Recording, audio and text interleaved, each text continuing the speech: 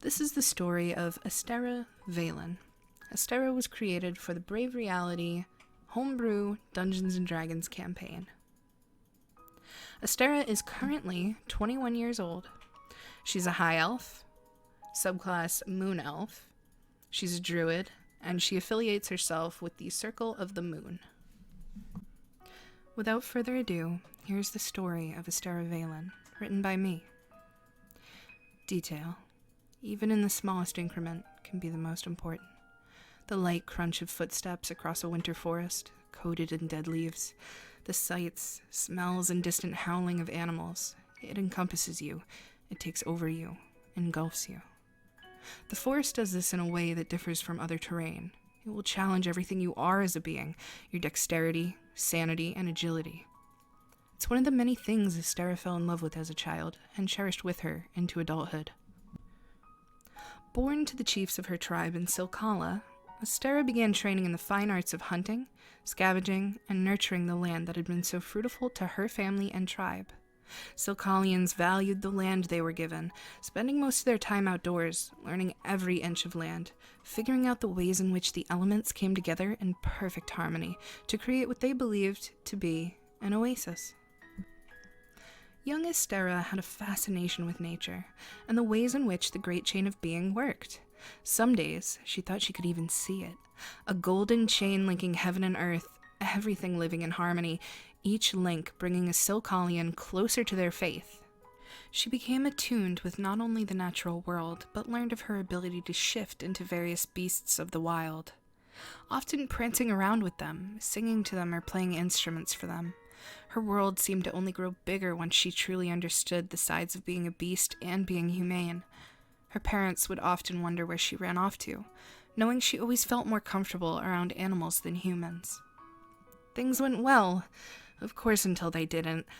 A raging fire began to take over the forest. Silkalians fought left and right with the elements to tame the flames.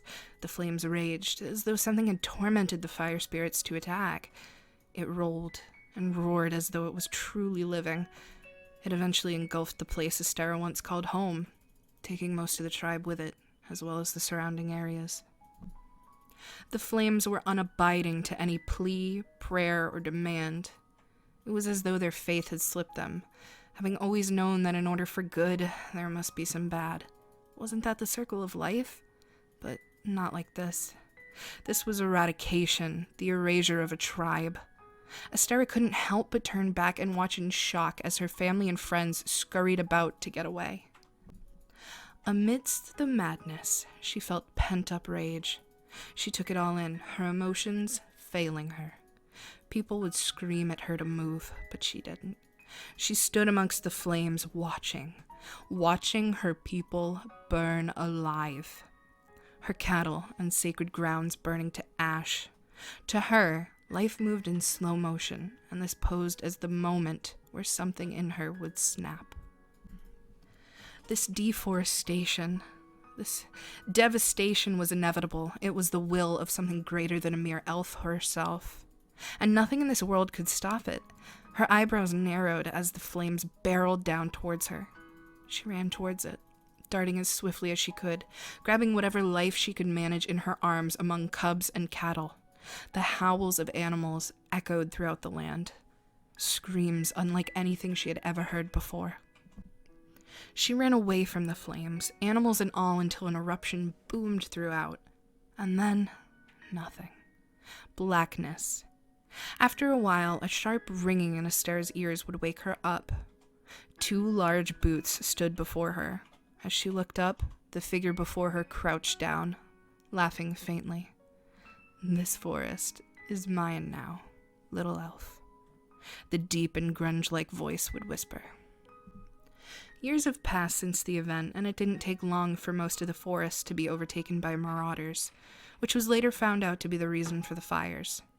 Astera now resided in Phandalin, and she spent most of her days tending to the surrounding forests and wildlife that encompassed the area.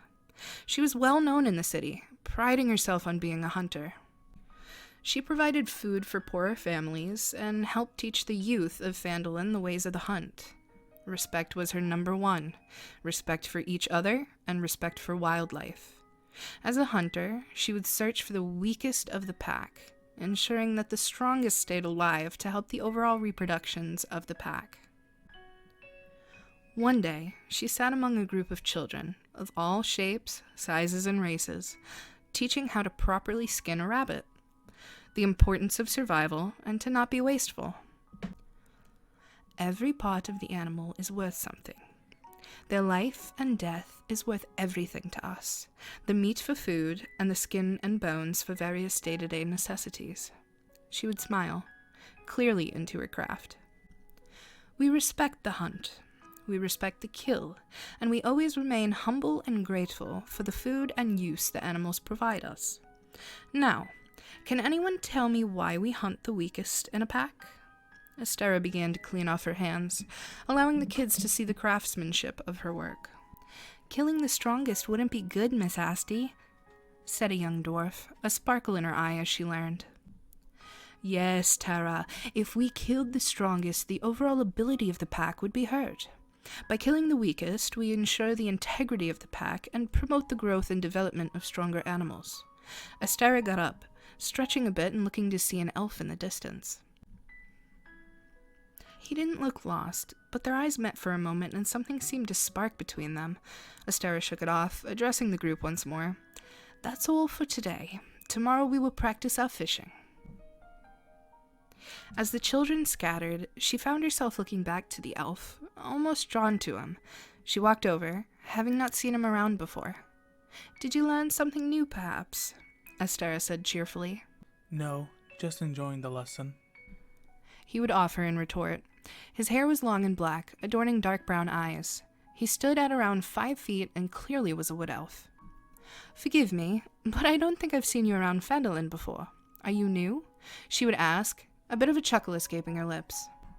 I come in and out, but I reside here. Most of my connections are here. Astera perked an eyebrow. Connections, you say? Awaiting a response. I do the hunt, just like you, he said, his tone and demeanor solemn. Interesting. Well, Astera extended her hand. I am Astera.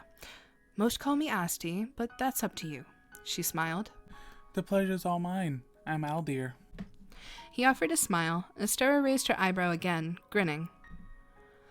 Not long had passed in Astera and Aldir's youth before the teens turned into lovers. They did everything together. They hunted, lived, and worked together.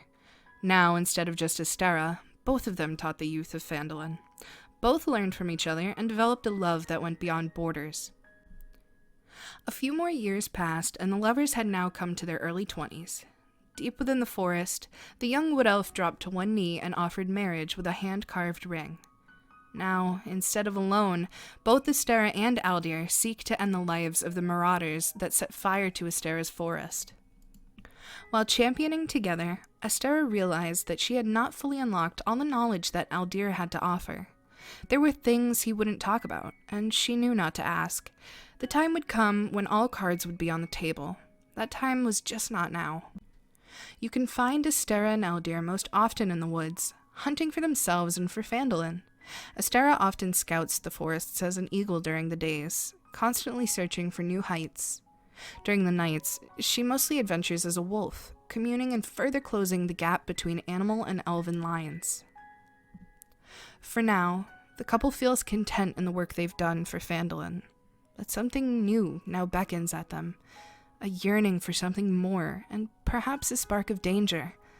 What new tides lied for the two? None can truly know, but all that is certain is that they must push forward and seize opportunities when given.